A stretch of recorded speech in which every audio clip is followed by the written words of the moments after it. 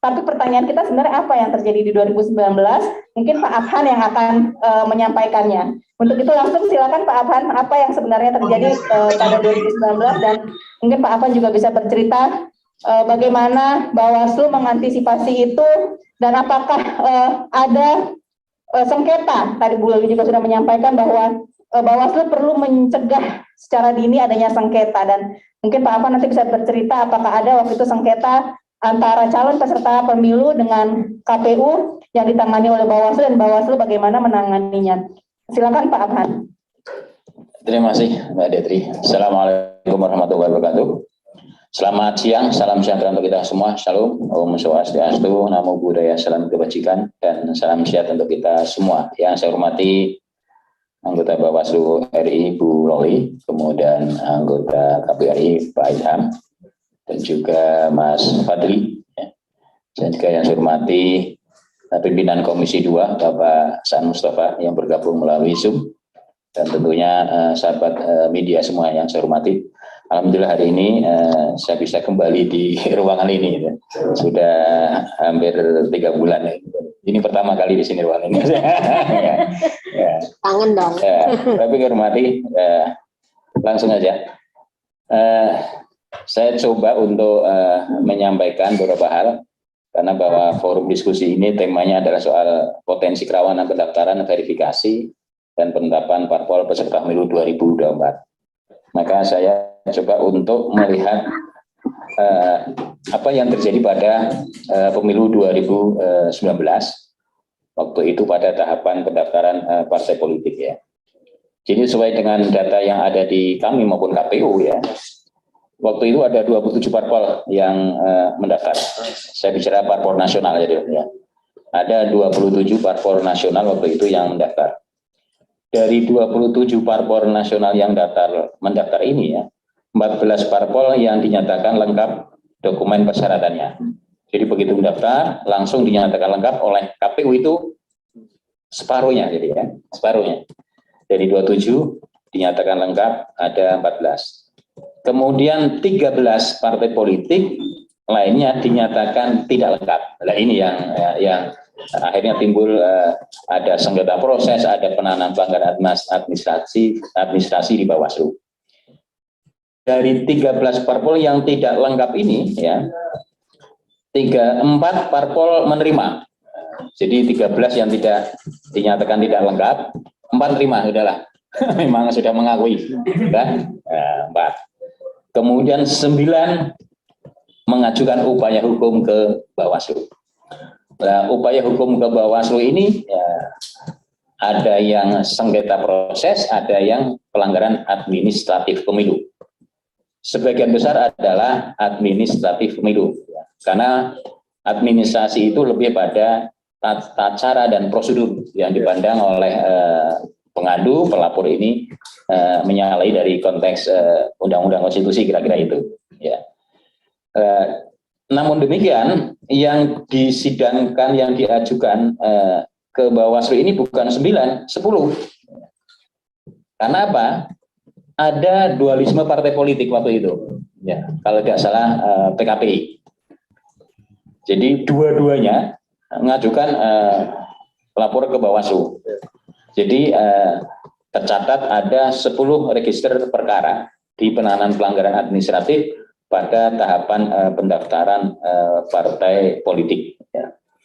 Nah, yang saya ingat waktu pendaftaran, argumentasi mereka, ya, berkisar pada persoalan penggunaan sipol, kemudian argumentasi mereka pada persoalan waktunya yang tidak cukup, kira-kira itu, kan. Kemudian server yang tidak lancar sehingga down, kira-kira, ya. Kemudian begitu buka lagi server, on lagi, tapi sudah injury time, nggak bisa, kira-kira itu. Jadi aduan mereka pada argumentasinya begitu. Intinya apa? Bahwa mereka berharap, ya, kalau kami tidak bisa mengunggah, ya, ke sipol, ya kami diterima dengan yang manual, kira-kira itu.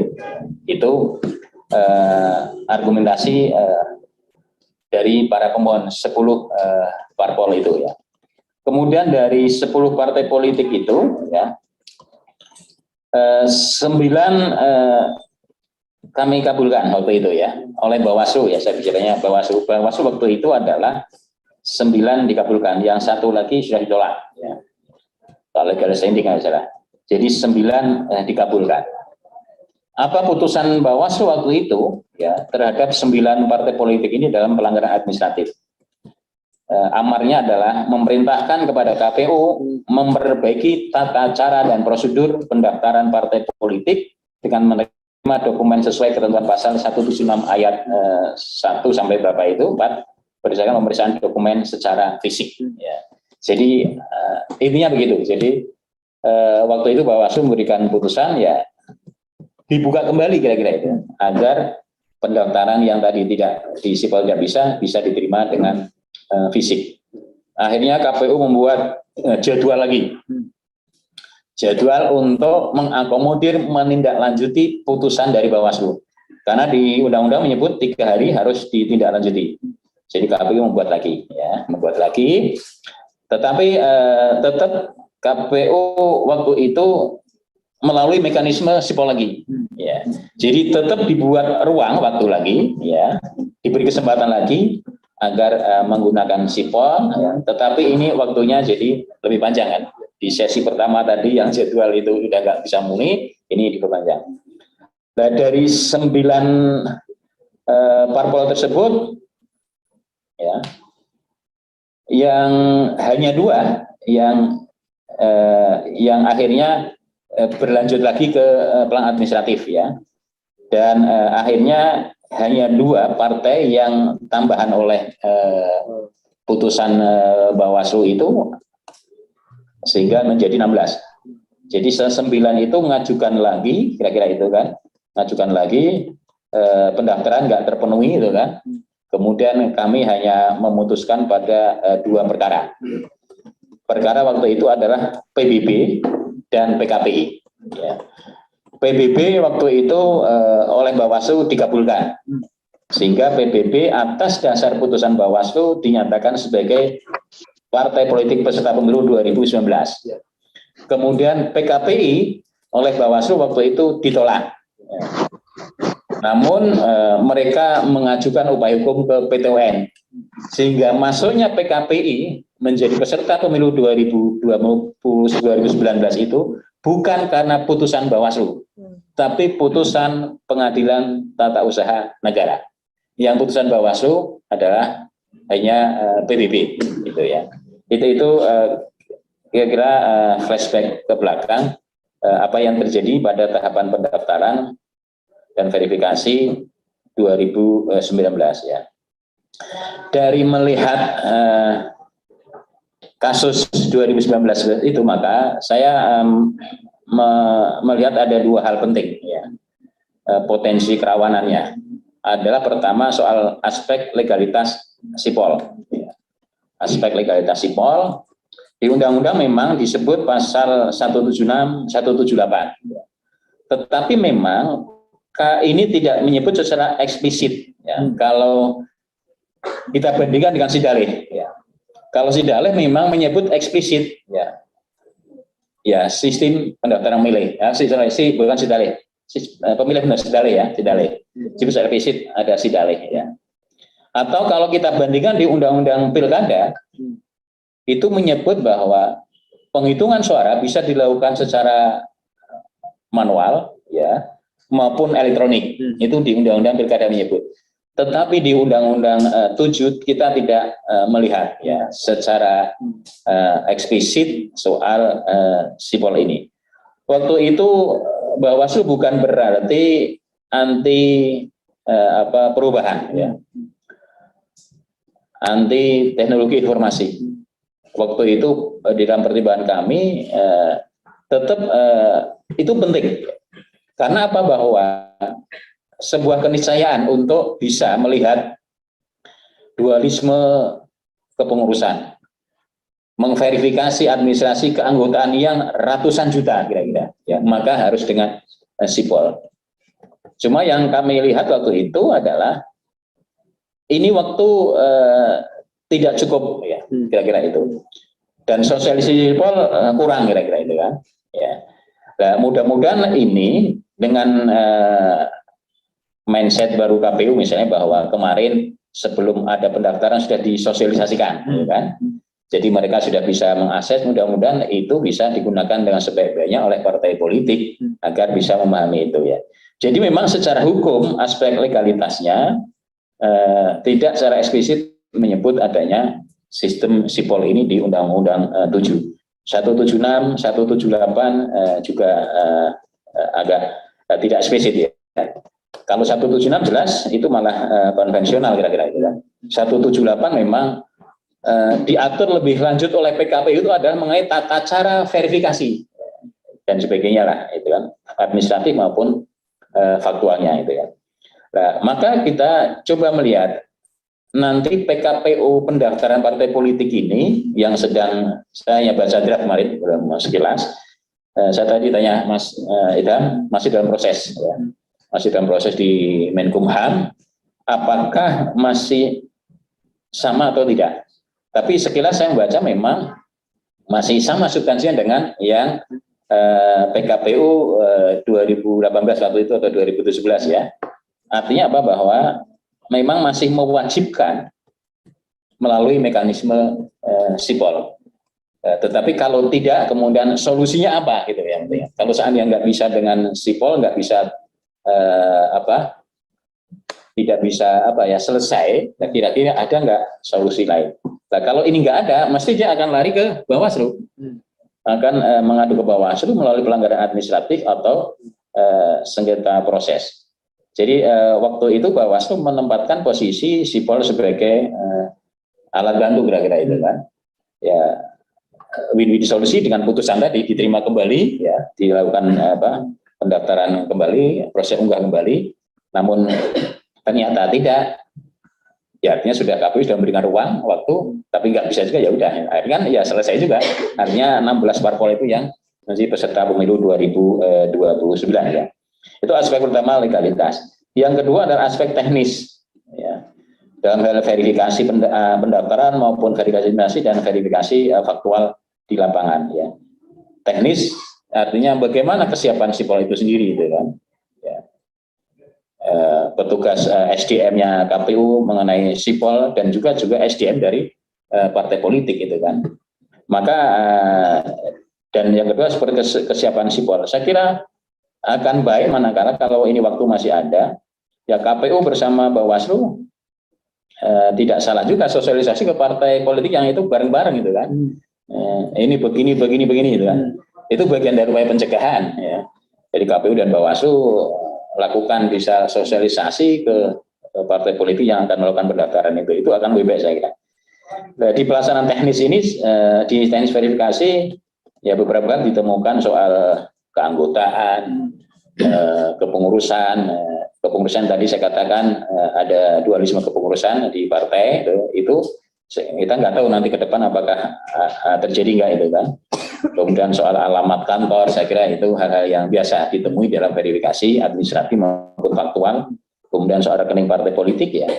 Dan yang berikutnya adalah soal problem transfer data. Ya. Saya kira apakah hari ini misalnya partai yang cukup maju misalnya dia sudah menyiapkan piranti sejenis aplikasi sipol misalnya, sejenis itu kan, dia sudah nyiapin itu. Nah, kemudian apakah ini nanti bisa connect nggak seandainya transfer data itu langsung ke sipol itu kan? Kalau ini bisa langsung connect kan lebih mudah misalnya. Ya. Karena saya melihat ada partai-partai yang memang sudah menyiapkan itu, ya, yang buat aplikasi sendiri sejenis sipol itu, tinggal begitu dibuka langsung transfer datanya. Nah, ini kira-kira nanti aplikasi sipolnya itu sudah connect nggak dengan aplikasi yang partai-partai yang menyiapkan itu? Nah, ini saya kira upaya-upaya pencegahan yang bisa dilakukan itu dari sosialisasi dengan partai politik. Dan yang berikutnya adalah tentu dengan soal kesiapan SDM di penyelenggara KPU maupun Bawaslu. Ya, KPU di PKPU di draft PKPU ini bunyi ada misalnya KPU bisa mengangkat namanya tenaga verifikator faktual. Ya, persoalan nanti di Bawaslu. Di Bawaslu itu selama kemarin 2019 memang ya tidak ada, ya mengandalkan pada perangkat organ struktural kami, struktural waktu itu, struktural Bawaslu adalah ya Panwas kecamatan, pengawas desa yang sudah ada. Ya. Karena apakah ini nanti apple to apple enggak dalam pengawasannya, ketika KPU punya tenaga verifikator, itu tambahan dari PPK dan PPS lah, ya kan? Di luar itu kan Pak Ilham ya, Pak Ilham itu. Tapi Bawaslu hanya pada punya pengawas kecamatan dan pengawas desa. Ya. Lanjut, nah, kalau bicara potensi lain, apa yang akan dilakukan manakala peserta calon peserta pemilu ini menghadapi hal-hal tadi, ya, kan? Ya ada dua hal saya kira. Upaya hukum yang bisa dilakukan adalah pelanggaran administratif. Yang kedua, sengketa proses. Ya. Kalau mengacu pada 2019, memang sebagian besar adalah administratif. Ada yang sengketa, saya ingat dua. Kalau nggak salah Partai Garuda sama Partai Berkarya.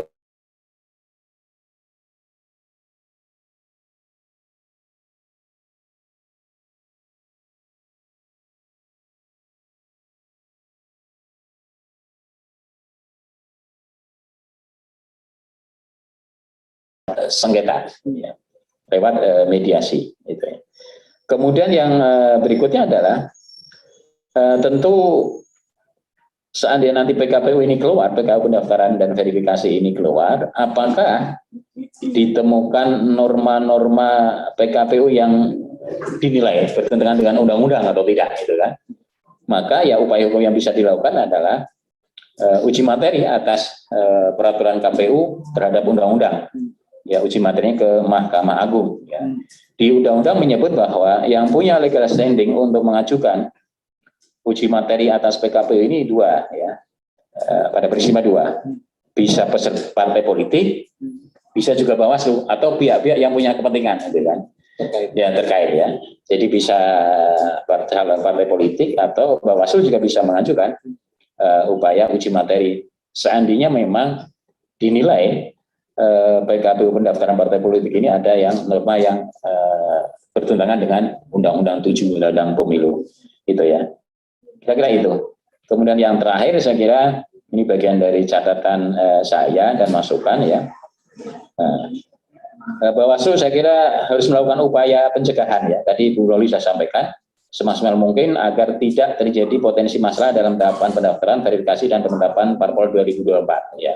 Jadi ketika sudah memahami, memetakan dari refleksi 2019 seperti itulah apa yang harus dilakukan, pencegahan apa yang harus dilakukan. Saya kira tadi konkret misalnya sosialisasi bersama KPU dari partai politik itu penting dalam hal penggunaan sipol misalnya. Kemudian bila dipandang ada norma dalam PKPU yang bertentangan dengan undang-undang bisa dilakukan upaya hukum uji materi ke Mahkamah Agung ya. Kemudian terhadap KPU, saya kira harus mengantisipasi kendala teknis pelaksanaan sipol ya, soal akses sipol ya, tidak lancarnya karena jaringan internet atau terjadi serangan cyber ya. Hal ini penting untuk menciptakan keadilan dan melakukan perlakuan yang hukum yang sama bagi peserta pemilu calon peserta pemilu 2024 ke depan ya.